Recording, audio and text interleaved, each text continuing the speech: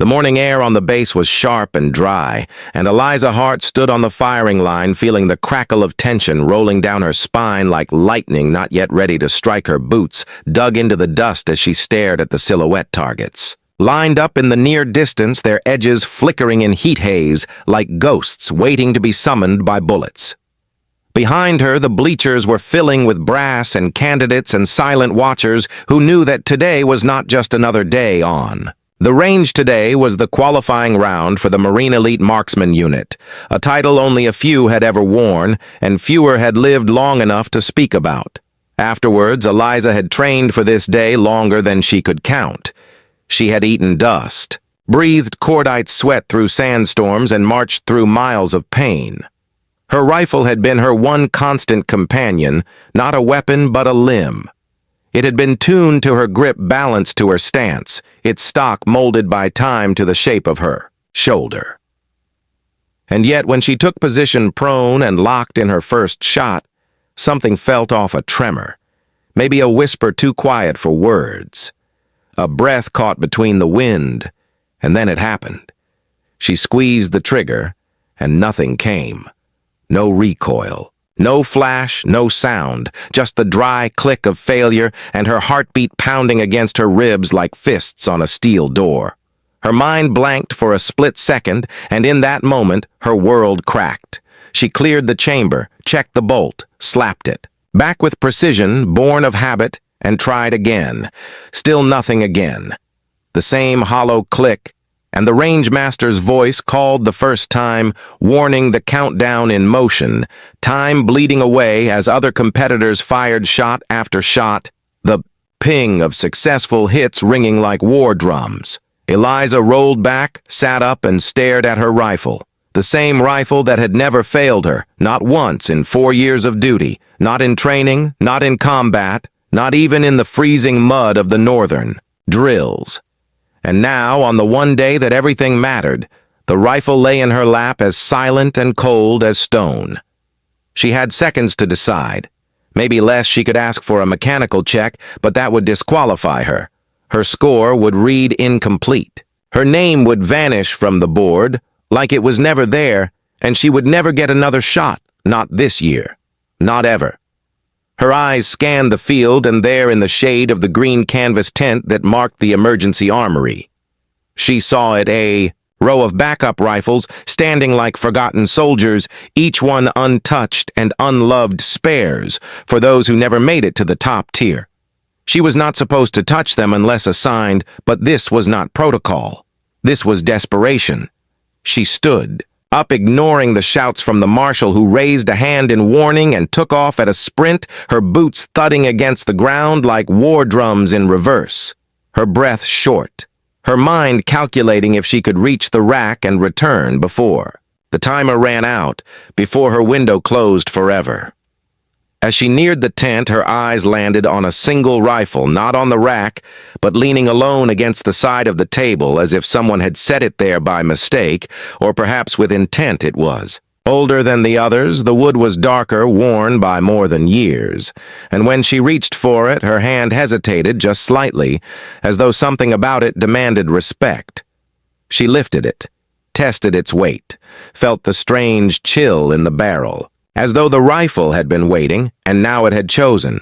She could see initials carved into the underside, near the trigger guard letters, weathered and deep but unreadable. In the dim light, she adjusted the sling and turned back toward the firing, line her heart in her throat. The marshal stepped forward to block her path, his face unreadable, his eyes cold as regulation. He opened his mouth to speak, but something in her expression, or maybe the way she held the rifle, made him pause. He stepped aside, but slowly, as if unsure whether to stop her or watch. She returned to her mark, dropped to prone again, the new rifle heavier, but not clumsy, balanced differently, and yet it fit her arms like it belonged there, as though someone had used it for the same fight long ago and left it here waiting for her to finish it. The timer voice blared again. 10 seconds left to resume fire or forfeit the match, and Eliza Hart did not blink. She set her jaw, lined up her sight on the first target, and squeezed. The rifle barked with a deep, steady crack, and the first silhouette snapped backward with a clean punch through its heart, and for a moment the world went still, and then the whispers began. One shot, one hit, perfect. The recoil had felt different, not wrong, not unfamiliar, but old. Like the echo of a voice calling from a time she did not remember. Her shoulder took the hit clean. Her breath stayed locked tight behind her teeth, and the barrel smoked gently as though it were alive and exhaling. After a long, deep sleep, Eliza shifted quickly to the second target, then the third. Not even pausing to celebrate the clean first kill, her mind narrowed into that familiar place where time slowed, and only distance and gravity mattered the metal. Targets seemed to rise into her line of fire before she even moved the rifle, as if they were offering themselves up one by one. Each shot cracked with the same clean rhythm, and with every squeeze of the trigger, her confidence grew. But something else crept behind it. Something she could not explain because the rifle was not just performing, it was predicting, responding like an extension of her nervous system. Like it knew where she wanted the bullet to go before she even aligned the sight. By the time she reached her 15th shot, she was no longer counting rounds. She was listening instead. Listening to the strange silence between each fire, a silence that felt too still, too heavy. Like the air around her was thick with eyes watching. Not the crowd, not the judges, but something else. At 20 hits, the murmurs behind her began to rise. Heads were turning. Competitors were stepping back from their own weapons to watch her body locked in its rhythm. Her cheek pressed to the wood, of the stock still warm with memory. She adjusted for wind out of instinct, not calculation. A shift she should not have felt, and yet she did, as if the rifle had told her before she noticed, as if it had whispered its past into her fingers, guiding her away from a miss she never would have predicted. Then at shot 32, she noticed the detail that should not have been there. The engraving just above the trigger guard, the one she had barely seen before, now caught the light, and for half a second she saw the curve of the letters clearly. Not the initials like she first thought, but a name or part of one, and numbers etched deep in the wood like tally marks. Her heart skipped. She almost missed the next target, but muscle memory carried her through the trigger, squeezed the hit clean, but her thoughts stumbled and fell. She did not know that name, not directly, not from training or command or history, but something about it made her stomach tighten and her palms go cold even as her eyes stayed locked forward. The name pulsed behind her vision like a warning she could not decode. At 45 kills, the whispers turned into words. Who gave her that rifle? Where did that come from? Is that the one from No Way? They would never. She blocked them out, pushed the world back behind the scope. Let her heartbeat set the tempo. One beat, one breath, one kill. The rifle never missed, and neither did she, but now she felt it more than before. A connection that went deeper than mechanics. This rifle had history, and it was bleeding into her one shot at a time. At kill number 52, her finger paused just a breath longer than before, not out of hesitation, but because the rifle seemed to shudder slightly in her hands, not from recoil, but something internal, like a breath held too long, or a tension buried deep in steel and oil and time. She blinked, reset. Her grip wiped a thin sheen of sweat from her brow, though the air was cool and dry. The weight of eyes pressed heavier on her. Now not the audience, but something older. Something colder. She dared not look again at the engraving, though it pulled at her vision, tugged at the corners of her focus like a whisper behind her ear. She told herself it was just adrenaline, that her body was reading into shadows and ghosts because the stakes were high and failure was hunting her heels. But even as she fired and the targets dropped one by one, she could not shake the sense that she was not alone within her own hands, that something inside the weapon was guiding her, shaping her movements to match some forgotten rhythm, some ritual older than this competition. The whispers in the crowd grew louder, and she could hear one voice rise above the others, sharp and strained the range. Marshall on his radio, asking for confirmation, asking who signed off the armory inventory, asking if someone had accessed the historical case. That phrase hit her gut like a blow, historical case.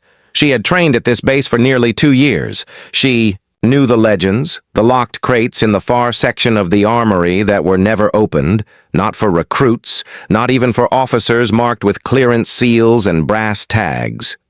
She remembered now there had been a story told in low voices after lights. Out about a weapon used during a covert op classified to the bone, an op where none of the shooters returned, but their gear did. One rifle came back still loaded, one round unfired. That rifle was said to be cursed or holy or both, depending on who you asked.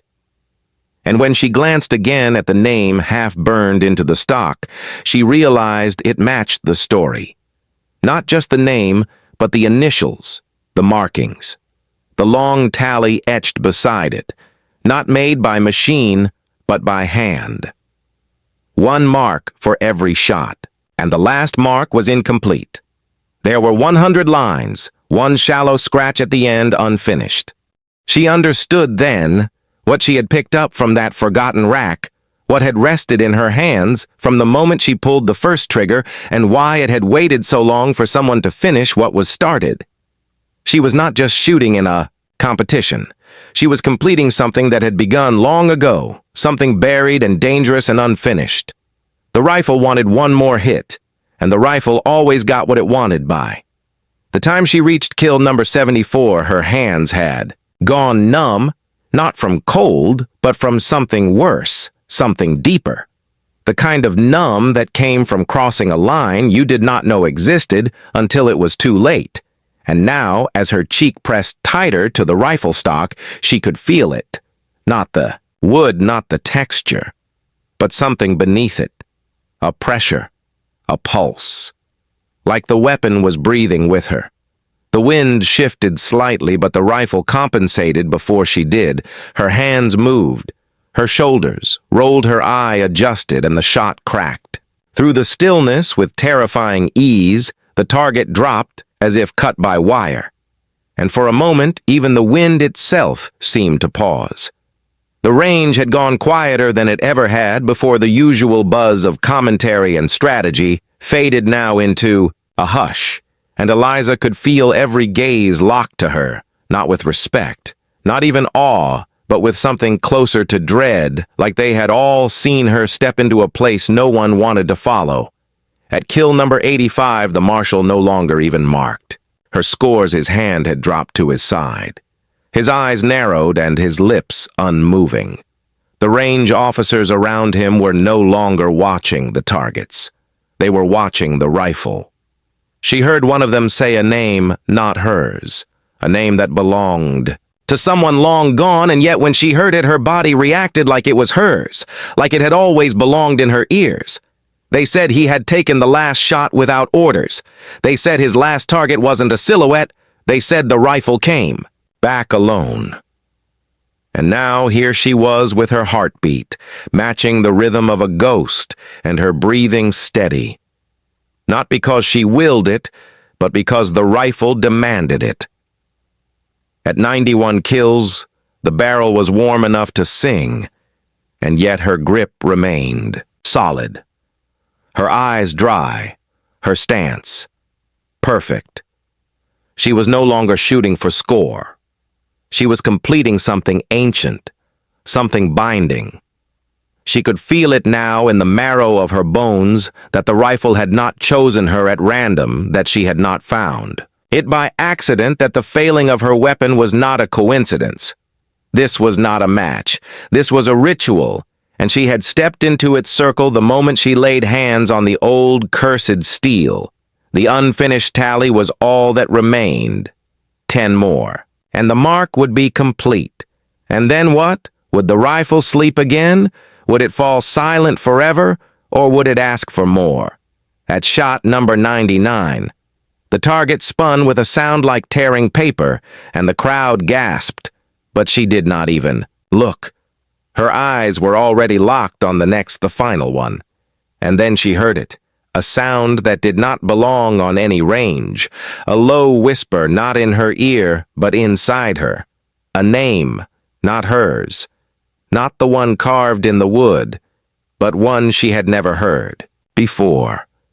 And yet it settled in her chest, like it had always lived there waiting to be remembered. She looked at the final silhouette rising slowly out of the trench, but something was wrong. It was not shaped like the others. It was narrower, taller, and it moved. And then she knew. The final shot would not be just a shot, and the target would not be made of paper or steel. The silhouette rose slowly from the trench, and Eliza Hart knew before it was fully upright that it was not like the others. Not a paper target, not a steel plate, not a shape designed for scoring. This one moved with weight and presence. It shifted in the soft breeze like it was breathing, like it had breath to hold and release and wait. Her rifle lowered by a fraction. Her arms tense, not with fear, but with some ancient recognition. Her whole body told her this was not part of the exercise, that this final shape was not part of the range layout, and yet no one stopped her. No one called for a ceasefire. The officers stood frozen. The marshal gripped his calm like it had turned to stone. The final silhouette stood at full height, now taller than the others, lean and narrow and draped in shadow. It looked almost human, but not fully. The edges wavered and shimmered, as if it existed only halfway between two things, as if it had been pulled from a memory and painted into the air. The rifle grew heavier in her hands, not just with weight, but with a pressure that wrapped around her wrists and forearms and shoulders, and whispered to her bones that this was the moment it had waited for, that every shot before, this had only been practice, had only been steps toward the single act that would bring everything to rest or wake it fully. She looked through the scope, and the world narrowed to the crosshairs and the target within, and what she saw made her forget the crowd and the score, and even the name burned into the stock of the rifle. She saw eyes not mechanical, not printed, but real and watching. The target had eyes, and they were looking at her, not past her, not beyond her, but into her, as if measuring something, weighing her worth against some invisible scale, and she knew she had been judged already. The wind died completely. The sound of the bass faded. Into silence, even the clicking of boots and shifting of weight from the watching crowd disappeared. It was only her and the rifle and the 101st. Her finger moved slowly to the trigger. The cold metal now felt like it was alive, pulsing. Under her skin, in rhythm with her heartbeat, which had slowed to a steady, deliberate pace. Not from calm, but from something else, something deeper. A kind of readiness that had nothing to do with training. She was not sure what would happen if she fired. She was not even sure what the target was, or if it could be killed, or if it was meant to be, but she knew one thing with a certainty that reached down into her spine. The rifle would not rest until the tally was complete, and that meant this: shot was not optional. The final line in the wood was waiting. She exhaled, lined the crosshairs perfectly on the center of the moving figure, and for a moment, everything inside her went silent, completely still, like her mind had stepped aside and left the decision to something older, something written in blood and steel. Then she pulled the trigger. The shot cracked louder than any before it echoed in a way that bent the air around her. The recoil hit harder, as if the rifle had released a burden held for years, decades longer maybe, and the moment the bullet left the barrel, the target moved. Not away, not to dodge, but forward. The bullet struck dead center, and yet there was no blood, no burst, no collapse. Only the sound of splitting silence, and the image of the figure unraveling like smoke in reverse, like it had never been real. Only memory, only echo. And then she was alone. The range was still silent, the crowd unmoving, but the air had changed. It felt lighter, colder somehow, but clean. Eliza lowered the rifle and looked at the stock. The final mark had carved itself into place, perfectly parallel with the others, sharp and deep and final. 101. The rifle let out a soft sigh. Not sound, but sensation, like a breath exhaled. After years held tight, and she felt the weight leave her arms. Behind her boots crunched on gravel, someone approaching slowly, cautiously. It was the marshal. He stepped beside her, eyes fixed on the rifle, voice low enough for only her to hear. That weapon, he said, was sealed 20 years ago after a mission that went black halfway through. The lead marksman never returned, but the footage showed he had taken exactly 100 confirmed kills and was lining up his final shot when the signal cut out. They found the rifle 2 weeks later near the edge of the perimeter, standing upright, perfectly clean, fully loaded with one round missing. He paused. We locked it away. No one was ever assigned to it. No one was supposed to be able to access that rack. She did not answer. She could not, because she was afraid, but because her thoughts were not yet her own. Her fingers still trembled slightly, as though the echoes of the last shot had not yet settled. The marshal looked at the tally on the stock. That last mark. He said, I have seen that tally incomplete for my entire career. He looked at her then, and in his eyes was not anger or awe, but something else. Something like fear mixed with gratitude. You completed something today that was never meant to be left open. He nodded once and stepped back, leaving her alone on the line. She turned toward the watching crowd, but they no longer looked like spectators. They looked like witnesses, like they knew something had ended, and something else had begun. Eliza Hart walked slowly to the armory, rifle still in hand, though it no longer felt like hers. She set it down gently on the table where she had first found it, and for the first time she noticed the brass tag nailed under the grip. The name etched there matched the one burned into the stock. Underneath it, smaller letters stamped by Machine, Do Not Issue. She stepped back, and the air around the weapon shifted slightly, like it had settled into sleep. And just as she turned to leave, the lights above flickered once and the bolt slid closed on its own.